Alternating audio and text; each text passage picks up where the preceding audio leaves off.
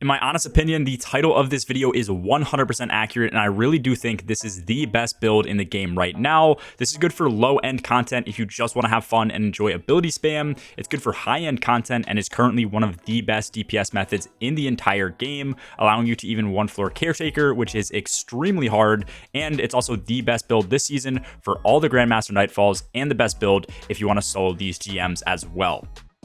Yo, what's going on, guys? It's Miners here, and in this video, I'm going over an Arc 3.0 Titan build that revolves around the Touch of Thunder aspect, which beefs up our Storm Grenades, making them feel stronger than most supers. We're also going to be using Heart of Inmost Light, which is going to be giving us a solid boost in ability damage, and an insane boost in the recharge rate of our abilities. This recharge rate also scales off of the base ability cooldown, so stats really aren't going to matter when it comes to using this exotic, but bonus stats obviously will still help return these even faster, and we also have a mod setup which gives us energy straight back.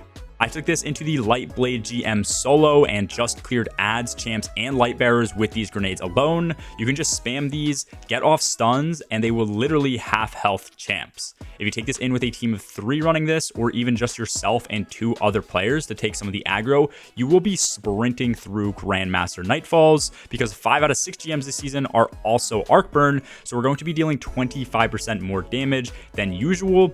And we can even incorporate Arc Overload grenades to avoid using bows if that's something you don't like. I also took this into the Legend campaign where I'm 15 under power with additional modifiers, and into the Master Lost sector today, and even with match game, this build rips through everything. The only content that is still going to feel hard with this build applied is going to be GMs, and as I mentioned, if you aren't doing them solo, then GMs will still be a breeze. If you guys do enjoy these build videos, make sure to drop a like and sub down below. Subbing is 100% free, it helps me out, and you can always unsub later. And with that said, let's go over the Arc 3.0 subclass so you can see exactly what you're going to need for this build to work. For our super, we are going to be rocking T-Crash. This is going to be a no-brainer. It helps you move around, especially in a GM, to then finish off champs and even light bearers. And then obviously it does way more damage than Fist of Havoc. After this, you're going to want to be on Thruster. This is just for class ability spam, and the movement honestly helps out a ton. Once again, especially in GMs, where Barricade would honestly probably just get ripped in half, and you'd take splash damage from AoE attacks. For your melee, 100%, you're going to want to be on Thunderclap. This is the quickest and the only melee that can get off without needing to sprint beforehand. Only downside is the range is not great, and in harder content, you don't get this off as much as something like Shield Throw would on Void. And then finally, you are going to want to be on Storm Grenades, which are the centerpiece for this build. These are going to be great for damage and for ad clear. For our first aspect, we are on Touch of Thunder, which is going to beef up all of our Arc Grenades. Storm Grenades are going to gain the ability to track, which is going to be super useful against adds. And on top of that, when champions move, this will continue to track to them, which just prevents them from insta-dodging out of your grenade and the grenade damage being wasted. After that, we have Knockout. This is going to give our melee extended range and increased damage whenever we bring a combatant to critical or break shields. And then anytime we defeat an enemy with our melee, this will also trigger health regen and make us amplified. This will make Thunderclap slightly easier to use overall, and the health regen will come in clutch if we ever extend to get a kill with this. After that, we are going to have 4 fragments, which come into play a lot with this build. First up is going to be Spark of Resistance. There's going to be a 25% reduction in damage anytime we are surrounded by enemies.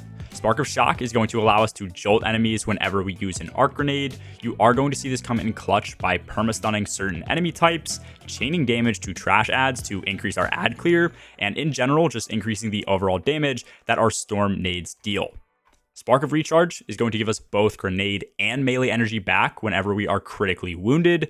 This should last until we get our shield back, and this is going to be an insane 400% ability recharge rate, which is half of the regen of Heart of Inmost, just for reference. So this is still going to feel super solid, and since we do get crit a lot in higher end content, this comes into play all the time. Lastly, we are running Spark of Magnitude. This increases the duration of grenades that have lingering effects. From what I understand, storm grenades work in pulses, so base storm grenade will do 2 damage pulses, and then it looks like Spark of Magnitude will give this a 3rd pulse. But when using Touch of Thunder, it looks like our base grenade goes up to 9 pulses, plus an additional 3 with Spark of Magnitude, so this is a pretty substantial increase. As I mentioned, we are using Heart of Inmost Light with this build, so anytime we do use an ability, the other 2 abilities are then going to become empowered. This is going to stack up to 2 times, which will give us 20% increased damage to our melees and our grenades at 2 stacks. And then we are also getting 800% regen to these abilities as well. Class ability, on the other hand, are going to only get 300% regen at 2 stacks, and then stacks are going to last 10 seconds in total. If I use my class ability, this is going to give ×1 empowering to my melee and my grenade. And then if I use my grenade after this, I will now have ×2 on my melee and ×1 on my class item, while I still have that original ×1 for my grenade. So your main goal is going to be to get your grenade up to ×2 by using both your melee and class ability. And then from here, you can honestly just spam thrusters to keep the ×2 up for your grenade and melee, and then just continue to only use thrusters. Empowerment lasts 10 seconds once again, and at tier 10 resilience and the 300% class ability cooldown, your thrusters should be back every 5 to 6 seconds to refresh this. For mods, you are going to want the following setup, which will decrease your downtime on grenades overall. First is going to be Elemental Ordnance. This will spawn in Arc Elemental Wells on grenade kills, but the energy type of these are not going to matter.